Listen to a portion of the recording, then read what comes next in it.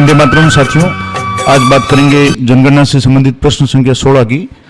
परिवार में विवाहित दंपतियों की संख्या। इस प्रश्न पे कई साथी बार बार कंफ्यूज हो रहे हैं और कई ऐसे मामले आ रहे हैं जिसमें दंपतियों की संख्या के बारे में कंफ्यूजन पैदा हो रहा है। जैसे एक तो लिव इन रिलेशनशिप का मामला है, दूसरा अगर पति पत्नी दोनों अलग अलग नौकरी कर रहे हैं और अलग अलग शहरों में रह रहे हैं, अलग अलग मकानों में रह रहे हैं, तो उस समय उस परिवार में या जनगणना मकान में कितने विवाहित दंपति रहते हैं, उनकी संख्या क्या होगी।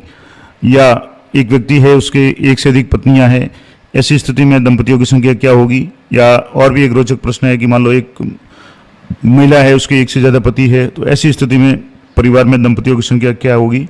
तो आज के वीडियो में इन सभी प्रश्नों का मैं आपको उत्तर देने का प्रयास करूंगा। हालांकि ऑथेंटिक जानकारी आपको बता रहा हूं जो जनगणना आयोग की तरफ से या भारत सरकार जनगणना निदेशालय की तरफ से जो भी जारी की गई है। फिर भी अगर आपको कोई कन्फ्यूजन है तो आप अपने जो भी फील्ड ट्रेनर्स या चार्ज अधिकारी उनसे संपर्क करें। तो बात करेंगे दंपति की। तो सबसे पहली बात तो दंपति है वो विवाह के माध्यम से बनते हैं, लेकिन यहाँ एक पॉइंट और भी है कि अगर लिव इन रिलेशनशिप को स्टेबल डी फैक्टो यूनियन के रूप में विवाहित दंपति माना जाएगा। यानी जो हालांकि लिव इन रिलेशनशिप का जो भी मामला है काफ़ी विवादित है, लेकिन जनगणना के अनुसार लिव इन रिलेशनशिप वालों को भी अगर वो दोनों साथ में रहते हैं, पत्नी पति की तरह रह रहे हैं, तो उनको भी विवाहित दंपति माना जाएगा। मान लो किसी एक मकान में दो है, जो भी स्त्री पुरुष है, लड़का लड़की, और वो लिव इन रिलेशनशिप की तरह रह रहे, तो वो एक विवाहित दंपति माना जाएगा। अब बात करते हैं सामान्य परिवार में। तो परिवार में दंपतियों की संख्या दर्ज की जानी चाहिए। अब मान लो दंपति जो सामान्य निवासी है, भले ही उनमें से एक जीवन साथी अस्थायी रूप से अनुपस्थित हो। मान लो कोई परिवार है और जिसमें एक व्यक्ति है वो कुछ दिन के लिए कहीं बाहर गया हुआ है या कहीं धंधे के लिए बाहर गया हुआ है और सामान्य रूप से उसी मकान में वो रह रहा है अपनी पत्नी और बच्चों के साथ में, तो वो जीवन साथी के रूप में माना जाएगा और वो एक दंपति माना जाएगा, नहीं एक विवाहित दंपति माना जाएगा। भले ही वो व्यक्ति या उसकी पत्नी कुछ समय के लिए उस स्थान से कहीं बाहर रह रहे हो और अस्थायी रूप से, स्थायी की बात अलग है। दूसरा, उनकी आयु को ध्यान बिना, यानी वो आयु युवा कपल है या बुजुर्ग है, जीवन साथी है। दूसरा एक और इम्पोर्टेंट हो सकता है कि मान लो कोई व्यक्ति है जिसकी पत्नी की मृत्यु हो गई और बुजुर्ग व्यक्ति है, तो दंपति माना जाएगा? तो नहीं माना जाएगा, क्योंकि दंपति का मतलब है कि दोनों होने जरूरी है। अब इसी तरीके से किसी पुरुष की मृत्यु हो गई और उनके पत्नी जिंदा है, तो भी वो दंपति नहीं माना जाएगा। अब एक और इम्पोर्टेंट बात मैं आपको बताता हूँ। अब जैसे कोई व्यक्ति है वो अकेला रह रहा है और परिवार में कोई विवाहित दंपति उपस्थित नहीं है, यानी व्यक्ति अकेला रह रहा है, या तो हो सकता है कि उसकी शादी नहीं हुई हो तो भी दंपति जीरो आएंगे, और व्यक्ति अकेला रह रहा है और कोई उसके परिवार में जोड़ा यानी कपल नहीं है तो भी आएगा। अब एक दो और इम्पोर्टेंट जो प्रश्न कई लोगों के दिमाग में आ रहे हैं कि जैसे कई अधिकारी वगैरह होते हैं जिनमें पति पत्नी दोनों नौकरी में होते हैं और दोनों नौकरी के कारण अलग अलग शहरों में रहते हैं और वहाँ बाकायदा उनको भवन वगैरह या जो भी मकान वगैरह वो आवंटित होता है, आवास आवंटित होता है। ऐसी स्थिति में वो अगर अकेले रहें तो क्या स्थिति होगी, तो वो भी मैं आपको बता रहा हूँ। तो अब जैसे बात करेंगे, मान लो ये नाम का कोई व्यक्ति और वो मूल स्थान से दूर यानी कहीं और नौकरी करता है और उसकी वाइफ भी किसी स्थान पर नौकरी करती है, और ज़्यादातर जो भी अधिकारी हैं, जैसे हमारे ज़िले की बात करें तो कलेक्टर साहब है, वो अलग यहाँ रह रहे हैं और उनकी जो धर्मपत्नी और जो मैडम है वो अलग जगह कहीं ऑफिसर है और वो अलग निवास करती है, क्योंकि अपने कर्मस्थल वर्क प्लेस पे अकेले रहते हैं। और जब हम उनके वहाँ जनगणना करने जाएंगे या उनके दंपति के बारे में पूछेंगे तो उस स्थिति में क्या रहेगा, तो उस स्थिति में यानी वो खुद अकेले अगर रह रहे हैं, पुरुष अकेले हैं, तो वो परिवार के मुखिया हो जाएंगे और परिवार में मेंबरों की संख्या एक हो जाएगी, क्योंकि अकेले रह रहे हैं।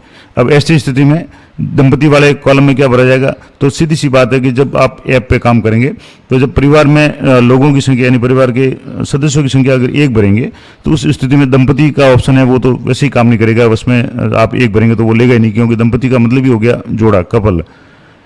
हालांकि दोनों मैरिड है, फिर भी अलग अलग परिवार जनगणना की परिवार के परिभाषा के अनुसार है वो अलग अलग परिवार के मुखिया होंगे और अपने अपने परिवार में वो काउंट होंगे। एक जो जहाँ कार्यस्थल है वहाँ काउंट होंगे, उनकी धर्मपत्नी कहीं और नौकरी कर रही है, उनको आवास मिला हुआ है, तो वो वहाँ परिवार की मुखिया होंगी। लेकिन दंपति के कॉलम में उनके भी जीरो आएगा और उनके भी जीरो आएगा। तो लेकिन शादीशुदा है, लेकिन शादीशुदा होने के बावजूद भी उन्हें कपल मानना उचित नहीं रहेगा, क्योंकि जो टोटल मेंबर है अगर उसमें एक होगा तो कपल वाला ऑप्शन है वो एक्सेप्ट ही नहीं करेगा। आप ऐप पे भी करके देख सकते हैं। अभी आपके पास में ट्रेनिंग ऐप है और 16 तारीख तक आप, आज लास्ट तारीख है 15 तारीख, स्वगणना अगर किसी ने नहीं की है तो वो भी कर सकते हैं, और उसके बाद में आपको जो मेन ऐप उस पर भी आपको काम करना है, तो उससे आज अच्छे से प्रैक्टिस कर लें। तो अब इसमें दो बातें हैं कि जो अलग अलग स्थानों पर सामान्य रूप से परिवार रहते हैं, तो मुखिया है वो परिवार में सामान्य रूप से निवास करने वाला ही होता है। अब यहाँ जो इम्पोर्टेंट प्रश्न था कि वो विवाहित है या नहीं, इससे ज़्यादा जरूरी है कि वो जोड़े के रूप में एक साथ रह रहे हैं या नहीं रह रहे हैं। अब मान लो यहाँ जैसे पति है वो नौकरी के हिसाब से कहीं अलग रह रहे हैं, तो उस स्थिति में वहाँ विवाहित दंपतियों की संख्या 0 आ जाएगी, और पत्नी भी कहीं अलग है और रह रही है तो उस परिवार में विवाहित दंपतियों की संख्या 0 आ जाएगी, भले ही वो दोनों विवाहित है।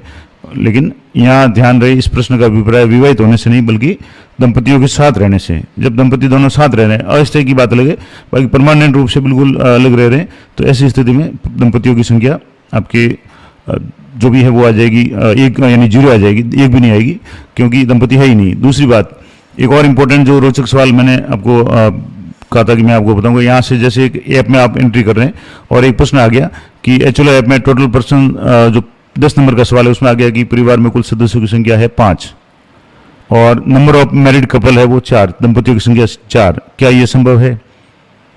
ऐसा हो सकता है कि पूरे परिवार में कुल सदस्य 5 है, उनमें से दंपतियों की संख्या 4 हो सकती है। तो ऐसा भी संभव है। कब होगा?